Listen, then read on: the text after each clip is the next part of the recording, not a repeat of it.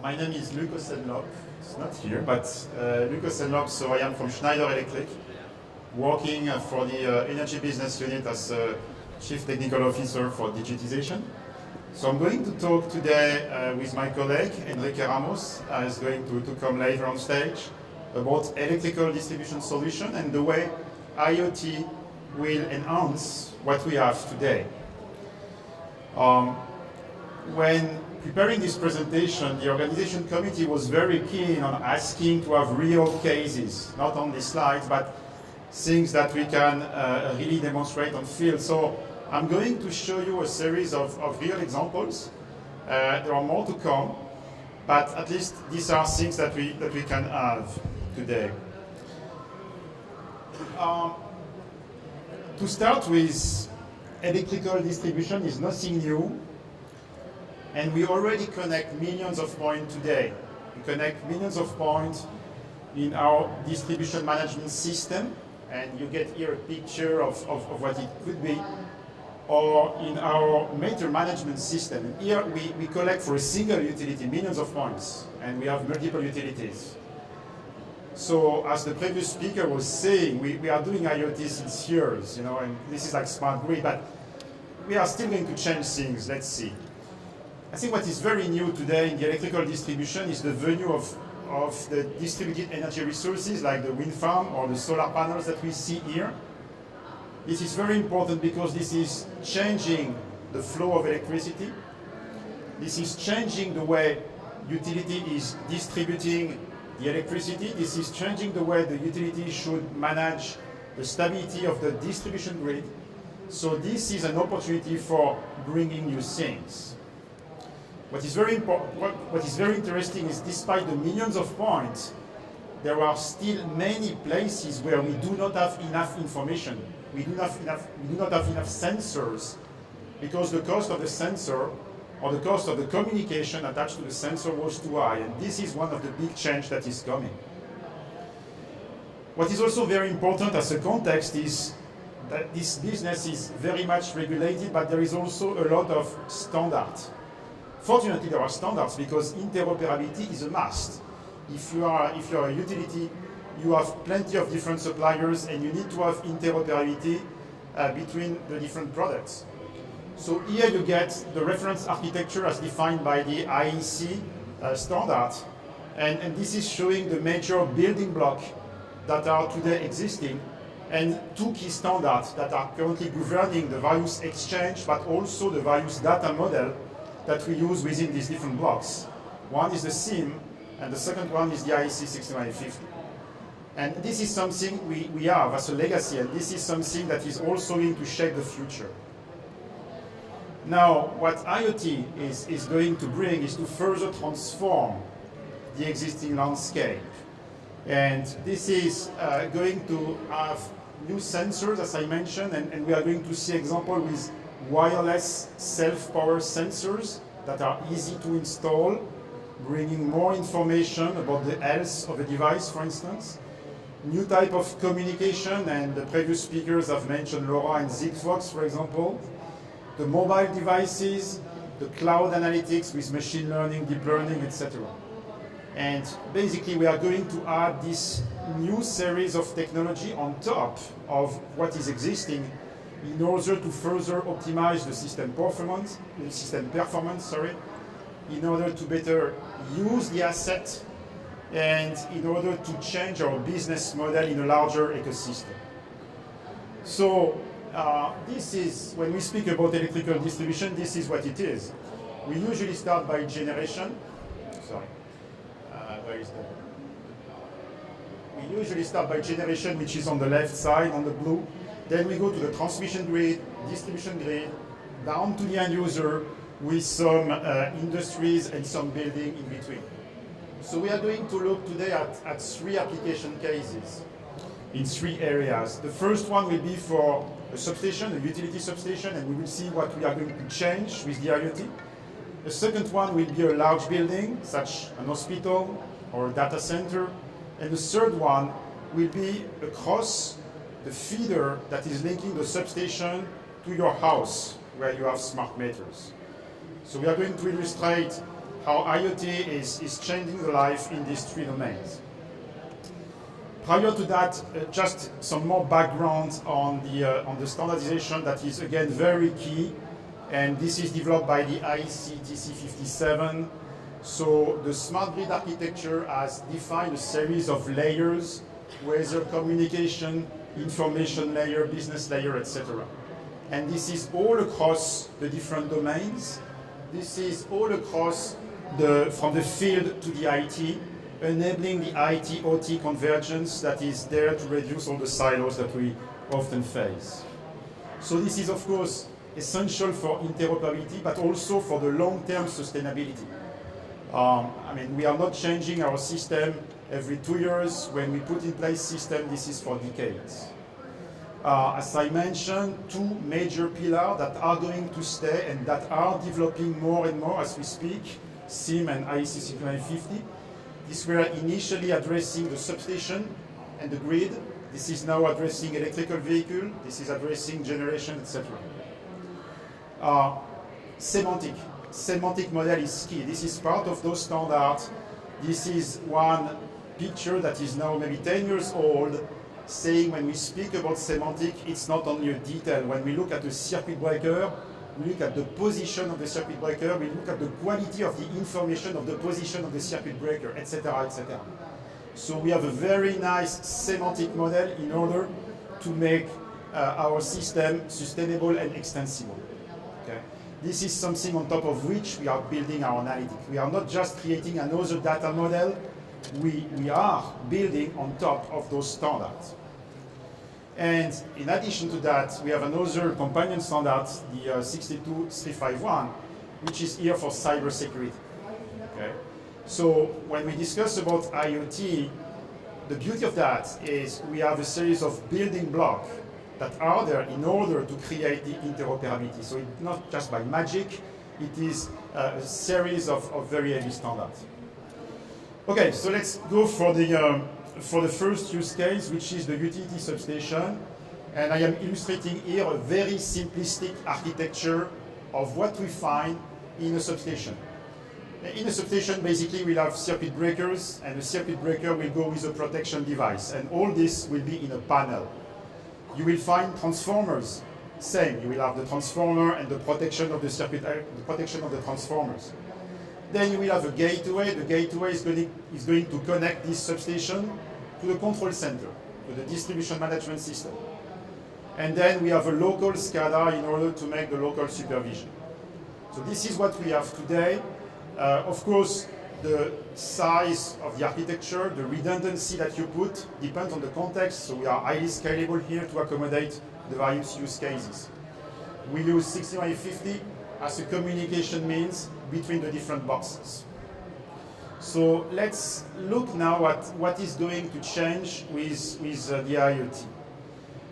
There are 6 domains that I have illustrated on this slide. The first is to have new sensors. So we are putting into our panels new sensors. The sensors will be used for preventive maintenance.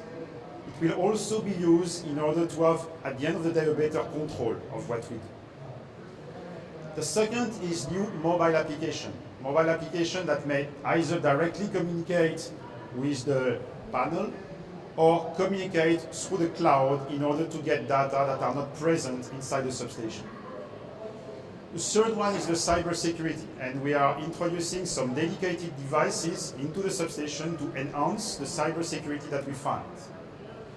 The fourth is additional sensors that are outside of the substation, but that will create a better control into the substation. And this control will be done through the cloud. The fifth one is a series of new applications. As an application, it could be things in terms of cybersecurity, in terms of control I mentioned, etc. And the last one is new services This morning, Chris Banerjee from Schneider also illustrated the asset management, and this is something that obviously is going to use information coming from our sensors. So let's dig a little bit into these 6 domains. First one is really to make predictive maintenance and asset management. So here, this is where we are going to put our sensors. So these are wireless sensors that are self-powered by induction. And this is, in this case, monitoring the temperature. Okay, so the temperature is then connected by Zigbee going power to a concentrator, and then this is sent to the cloud. And then on the cloud, we can do things like what you see on the bottom. So these are machine learning, in this case for transformers, in order to predict whether there is a failure to come.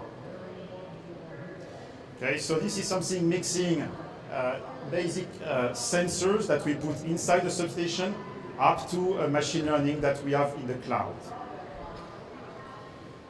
A second example is the digital avatar or the digital twin. And I saw this morning again a presentation, I think it was from G, discussing how we can have a replicate of a device into the cloud.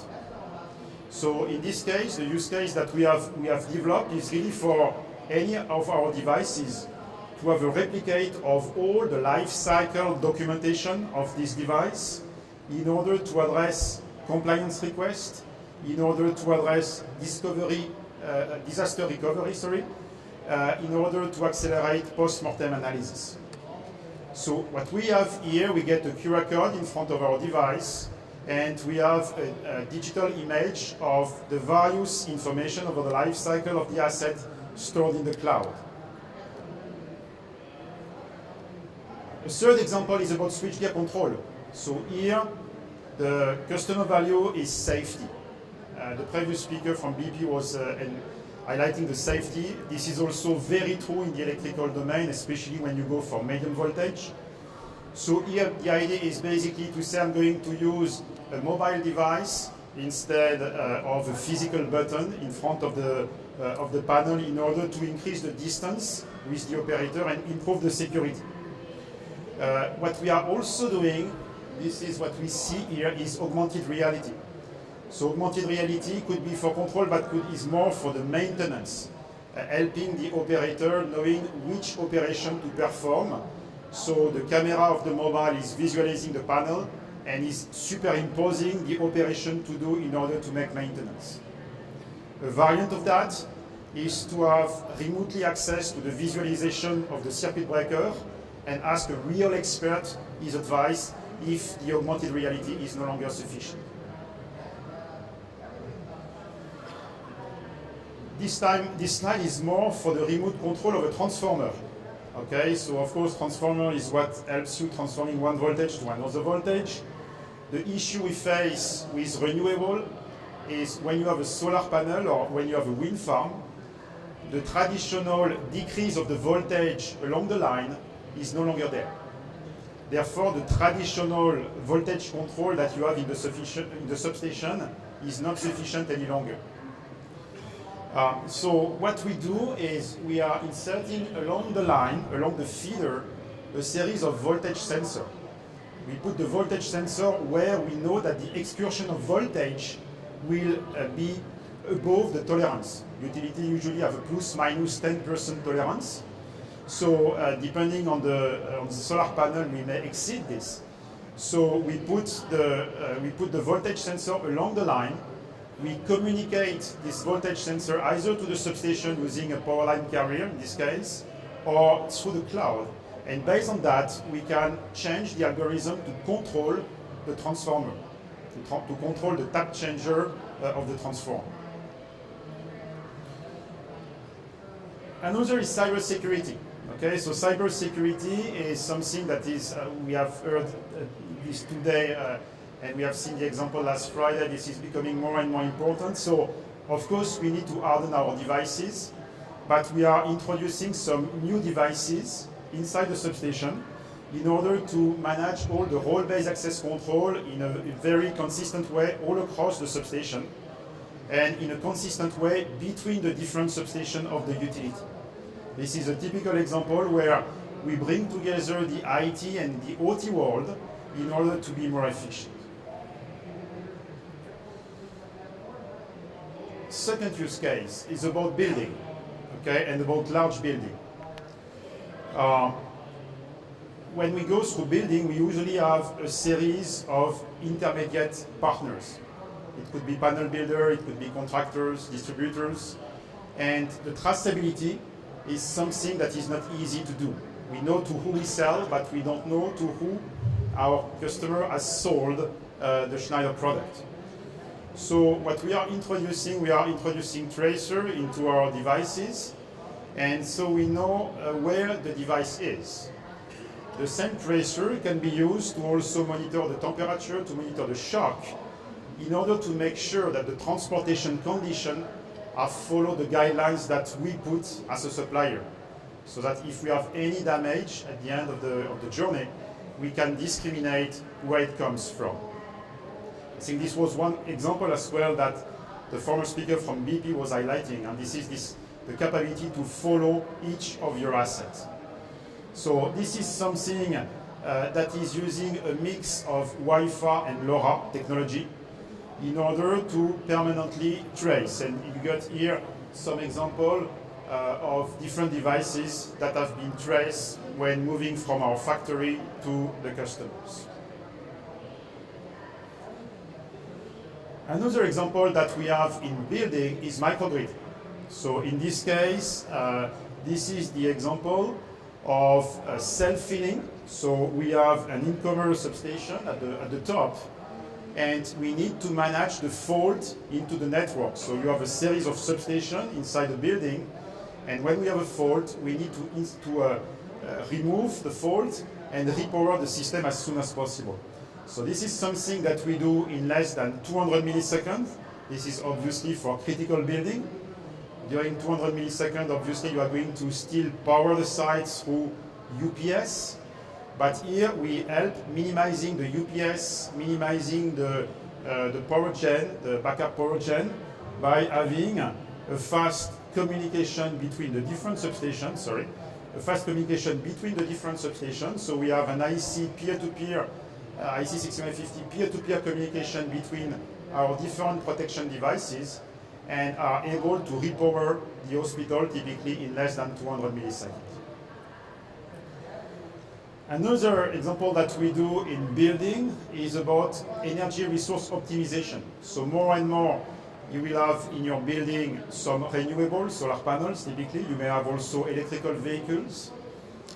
More and more you will be connected to the energy market. It depends on the regulation and the country obviously.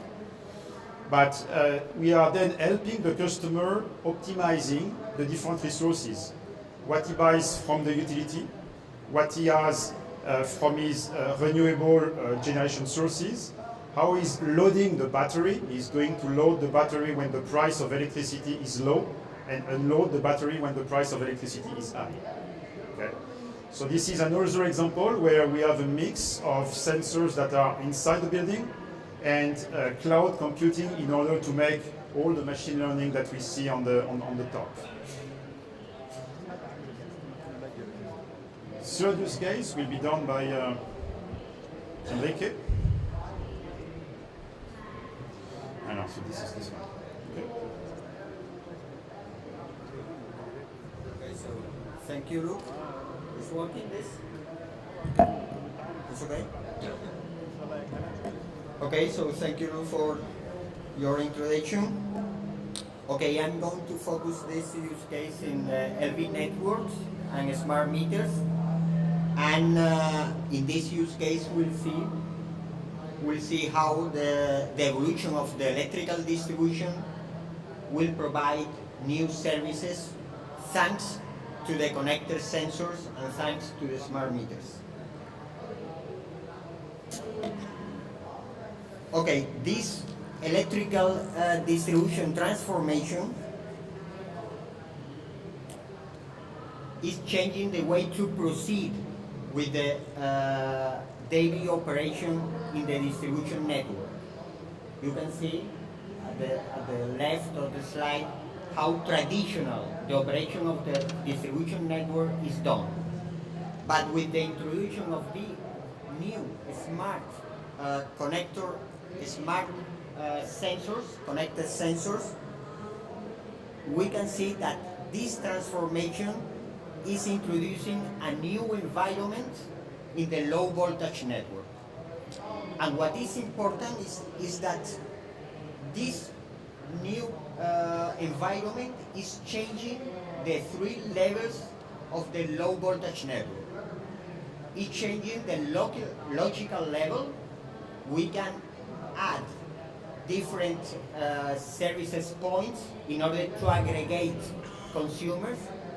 We can, for example, send information due to the aggregation of the different levels, but this transformation, this new sensor connector to the low voltage network is also changing the level in the communication path of the LV network. We can use a new communication infrastructure in order to send information not only from the smart meters but also from the secondary substation level. With this information we can integrate data coming from the smart meters but also data coming from the feeders at the secondary substation level. That is important because we are going to integrate data from traditional different managed points. I mean OT and IT. And finally, the most important thing that this transformation at the electrical distribution side is that we are also changing the electrical level of the network. So,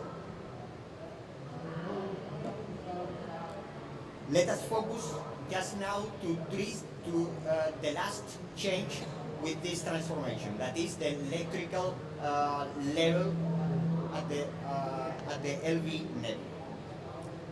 You can see that traditionally, when we use data coming from the electrical parameters at the secondary substation, like energy, like voltage, like current, those parameters has been managed traditionally by OT applications, like SCADA, for example, in order for the supervision, for the control of those parameters. When we use new, innovative, smart sensors at the secondary substation level, we can integrate those traditional parameters already managed by the OT system with another parameters that is in fact managed by IT system. I mean, we already have data coming from the smart meters. Traditionally, this data is going to MDM system, is going to AMI systems in order to provide information for billing, for customer care, etc. But by introducing new smart sensors, connected sensors to the cloud, we can integrate those data with the smart meters parameter. What is the main reason here? The main reason here is that we can integrate IT managed data with OT traditionally managed data.